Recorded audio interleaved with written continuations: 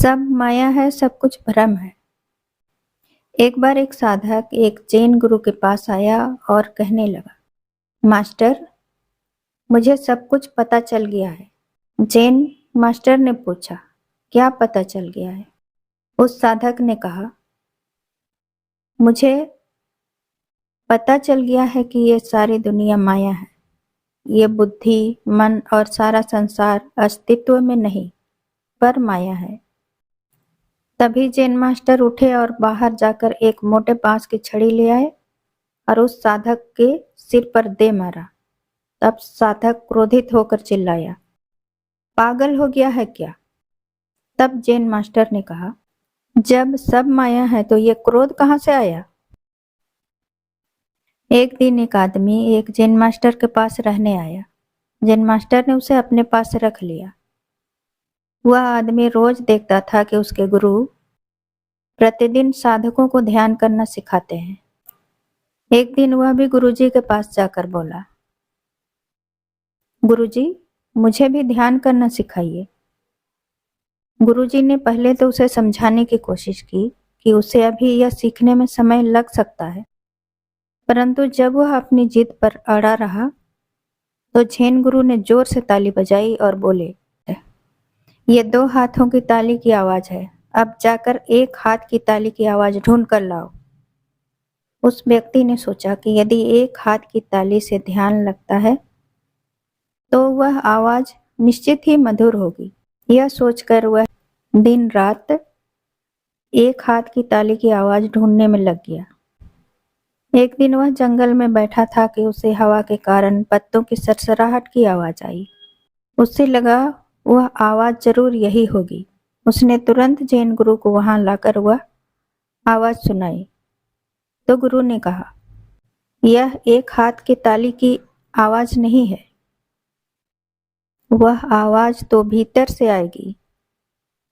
यह सुनकर वह आदमी एक स्थान पर स्थिर होकर बैठ गया और हर आवाज को ध्यान से सुनने लग गया। वह धीमी से धीमी आवाज को भी गहराई से पकड़ने की कोशिश करता। उसे कभी झरने की, कभी जल में तैरती मछली की, कभी तितली की, कभी दीपक की लौ के कांपने की आवाज सुनाई पड़ती, पर वह उन सारी आवाजों को अस्वीकार करता रहा, क्योंकि अब उसे पता चल चुका था कि वह आवाज भीतर से आएगी। सारी आवाजों को अस्वीकार करते करते एक दिन ऐसा समय आया कि आसपास के कोलाहल में भी उसका मन बिल्कुल शांत हो गया। उस दिन वह जाकर जैन गुरु के पास आंखें बंद कर गहरे मौन में बैठ गया। जैन गुरु मुस्कुराए और बोले, यह जो निस्पंद मौन है, यही तो 1 हाथ की ताली की आवाज है, जहां कोई बोलता नहीं और कोई सुनता नहीं। यही सच्चा ध्यान है। एक भला आदमी था। वह बहुत गरीब था। अपनी गरीबी की वजह से वह हमेशा दुखी रहता था। उसकी यह दशा देखकर एक चोर को दया आ गई। उसने कहा, तुम मेरे साथ चोरी करने चला करो। चोरी में बहुत धन मिलता है। वह गरीब आदमी तैयार हो गया, परंतु चोरी करना उसे नहीं आता था। उसने अपने साथी से कहा, मुझे चोरी करना तो आता नहीं है, चोरी करूंगा कैसे?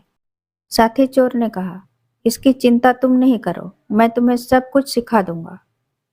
फिर एक दिन वे दोनों एक किसान का पका हुआ खेत काटने गए। वह खेत गांव से कुछ दूर जंगल में था। वैसे तो रात में उधर कोई रखवाला नहीं था, तो भी चोर ने नए साथी को खेत की मेड़ पर खड़ा कर दिया कि वह निगरानी करता रहेगा। उसके बाद वह खुद फसल काटने में जुट गया।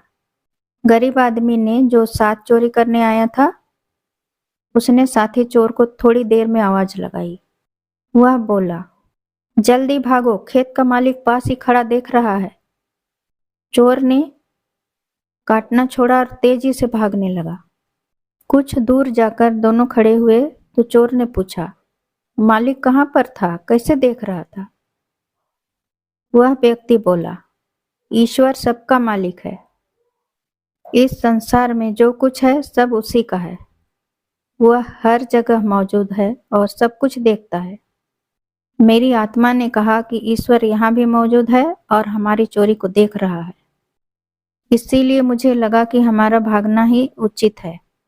पहले चोर पर इस बात का कुछ ऐसा प्रभाव पड़ा कि उसने सदा के लिए चोरी छोड़ दी।